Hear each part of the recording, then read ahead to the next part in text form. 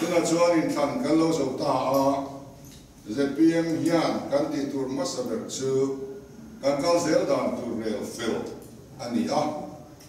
constitution tharte kan nei to a kan constitution thar hi za sain labang thei chi alo mai la a thei chin china kan man tran te po angai to don me la kan ti tur masaber chu in Tanzania na kan ho tu te nan lo cho party pakata in sun khom ania chu kan nam masaber ani don ani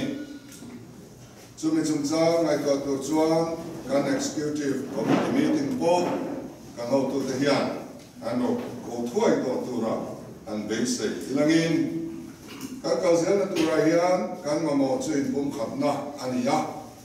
don malama in pum khatna kan ma mo khan pulo ka zel la hian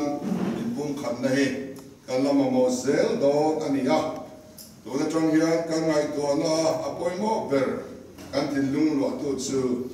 em tin nge apum khat thayang perin ZPM kan kal zelang ti he ni selangin kan pol kal zela tur he party dangin min rel pui kan ngai lo wa MNF den na ro soi ve sen po a thul lo wa kan ma mo lo wa kan kal zel dan tur he chu kan executive committee ku taom ani so wang chuan kan kal le zel dan tur chu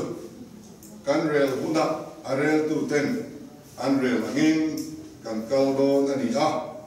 or rem hi committee thu zel kal kan ni a kan local to na po committee thu zel in kan kala kan kal le na tura po committee thu zel in kan kal do na duemo mi mal thu in all hi akalo I fria ila so wangin kan kal zel na tura committee in ro arela thoti thlu anei to chu zom thiam turin in zirfek kan langai ani ti po hi pom theila lo am viavin karina